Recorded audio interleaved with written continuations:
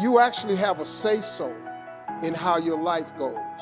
Life is not designed where you just wake up and see how it go and you react. You have a determining voice into where your life can go.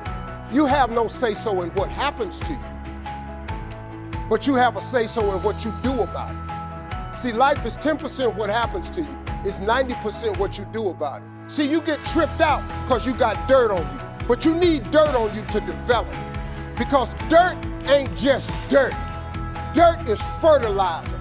Dirt is nutrient. Dirt gives you the strength for your seed to push through. See, you gotta have dirt on you to push through something. Everything you see that's beautiful starts out as a seed, but that seed got to get dirt on it. See, you get mad when haters come your way. You get mad because you get a setback.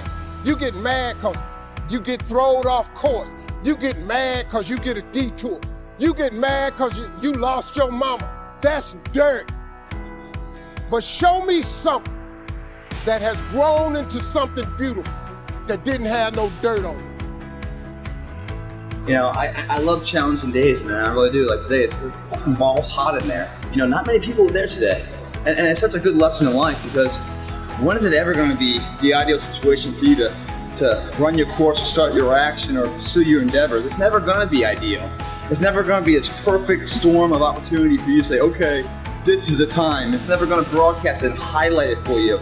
It starts when you put one foot in front of the other. And if you're going to use like excuses, sure, it's hot as shit outside. And that might be too much for a lot of people.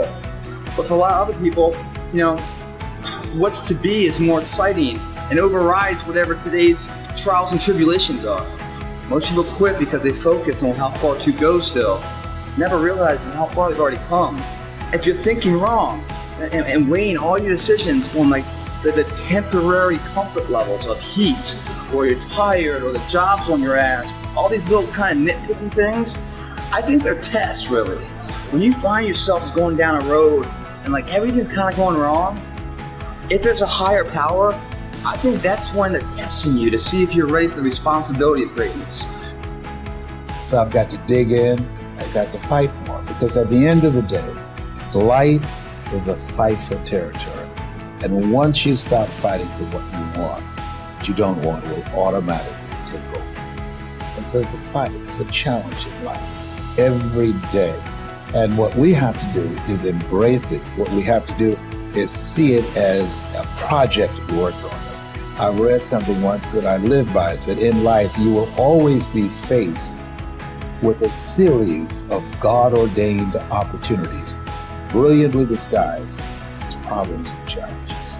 And so I see even cancer as a gift, as a God-ordained opportunity. The world's tough. We are training kids and people to be soft in a world that continually gets harder. You have to build a person that can withstand the pressures of whatever they're going to be dealing with in life. And we don't do that. How many times in your life have you gone through something you thought you wasn't going to make it? What you have to do is to be steady in the storm. If you're steady, you're going to outlast it. If you're steady, you're going to outlive it. If you're not steady, it's only because you don't have the faith to believe that there's something on the other side of it. You better have a part about you that's tough, a part about you that can break down situations and get better. The devastation, the trauma is going to come, and you can't allow that to become a Jersey barrier. It can't be a Jersey barrier. It has to be something that you can maneuver through very quickly and move forward. That takes a lot of toughness. You got to shut off technology. Go to that dark place. I call it the dark room, where you're alone. No cell phones, no music, no TVs, no computers. You by yourself. Very few people want to be alone anymore. They want to be around noise and people, and you can't think. Shut life off for a little bit. Go to a dark place in your mind and figure out what the f you want to be. You don't know what you want to be because you haven't spent time, real time with yourself. Spend time with yourself. And once you find that passion and that purpose, your goals, your purpose, everything will start lining up. And I'm wondering if there are things echoing in your head right now that are stopping you from living your best life because you will not silence them by speaking back. You shall have whatever you say. Discipline is your best friend. It will take care of you like nothing else can. And it'll put you on that path. The path to strength, health, and intelligence, and happiness. I don't care how good you are in anything, you don't have discipline, you ain't nobody. And nothing without discipline.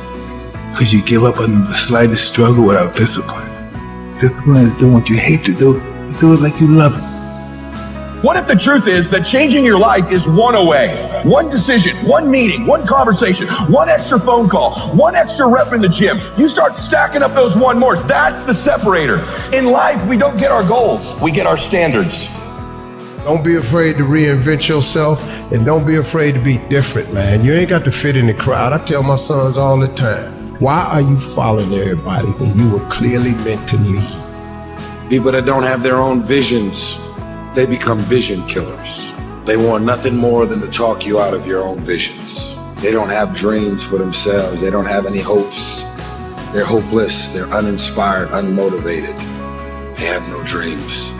They have nothing they're ambitious about.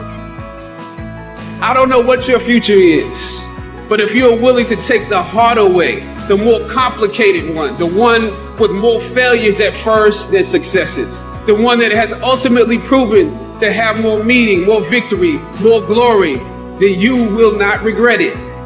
Whatever you choose for a career path, remember the struggles along the way are only meant to shape you for your purpose. I hate plan B. Every thought that you put into plan B, you're taking away now that thought and that energy from plan A. I've never ever had a plan B. Lazy people do a little work and think they should be winning, but winners work as hard as possible and still worry if they're being lazy. The reason most people fail is because they give up what they want most for what they want now. But like I always say, life is 10% what happens to you, it's 90% what you do about it. The first step is getting completely and brutally honest enough to say, I am tired of myself. When you say, I'm sick and tired of being sick and tired, that's the facilitator of change. That's when you're ready to say these words, no more excuses.